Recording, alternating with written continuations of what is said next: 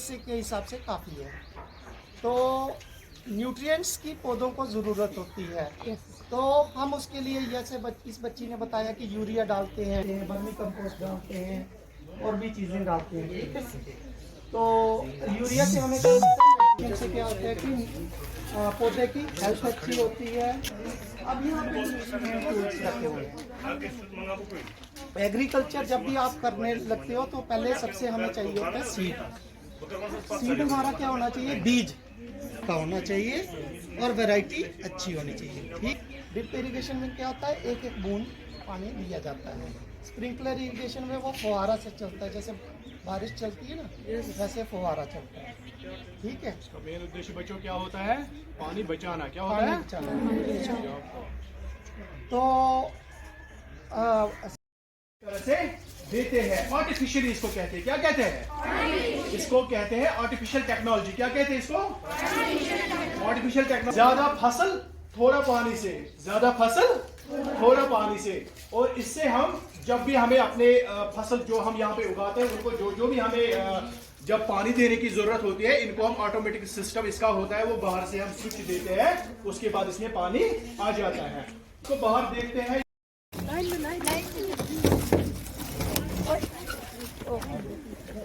हमारा होता है वो बाहर वाले से जल्दी, जो बाहर का एनवायरनमेंट होता है उससे वो जल्दी तैयार हो जाता है। अब यहाँ पे आप देख सकते हैं ये प्लांट है यहाँ पे, इसको कहते हैं पीकरनट। क्या कहते हैं, आपके पुश में ये सबसे ज्यादा इसका कॉस्ट जो है 1 केजी अखरोट का कॉस्ट कम से कम 600 से लेके 1200 रुपए तक होता है। कितना होता है, हम लोग जानते हैं कि नेशनल एजुकेशन पॉलिसी 2020 जो है वो बच्चों की होलिस्टिक डेवलपमेंट की बात करती है। तो ऐसे में हमारे जो 6 के बच्चे हैं उनके लिए जो है वोकेशनल कोर्सेज जो है शुरू हो गए हैं। तो उसी के तहत समग्र शिक्षा ने ये बच्चों का स्टडी कम एक्सपोजर टूर का जो है आयोजन किया है। तो ये इसका एक मकसद ये था, जो कृषि विज्ञान केंद्र पुंछ है, हमने सबसे पहले यहाँ पर बच्चे लाए हैं क्योंकि मैक्सिमम बच्चे जो हैं किसानों के बच्चे हैं। तो सबसे पहले हम शुरुआत की कृषि क्षेत्र से ही करें।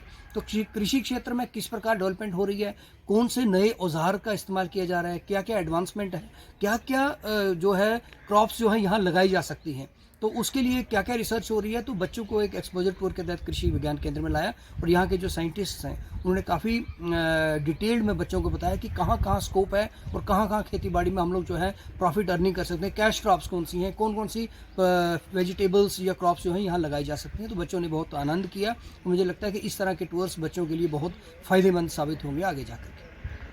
आज गवर्नमेंट हायर सेकेंडरी स्कूल जलास से जो बच्चे आए हुए थे उन्होंने कृषि विज्ञान केंद्र का विज़िट किया। इस उपलक्ष्य में एक एग्जीबिशन लगाया गया था जिसमें जो बच्चों को हमने सीड्स, डिफरेंट क्रॉप्स के सीड्स दिखाए और उनके बारे में जानकारी दी। इसके अलावा फार्म इम्प्लीमेंट्स के बारे में जानकारी दी, हैंड टूल्स के बारे में जानकारी दी, जो वीड्स हैं उनसे क्या नुकसान होते हैं उनके बारे में जानकारी दी। इसके अलावा जो फार्म मशीनरी है और उनके क्या यूजेस हैं, पावर टिलर कैसे हमारे लिए यूज़फुल है, ट्रैक्टर हमारे लिए कैसे यूज़फुल है, इस बारे में भी हमने बताया।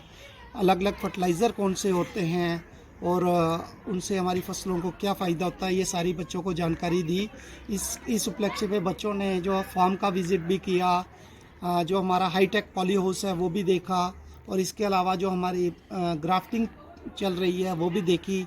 तो मुझे उम्मीद है कि कृषि विज्ञान केंद्र में आने के बाद जो बच्चों को है एग्रीकल्चर से जो संबंधित जो भी जानकारी है वो मिलने के बाद ये बच्चे जो है आज वो प्रैक्टिकली इसका फ़ायदा उठा पाएंगे।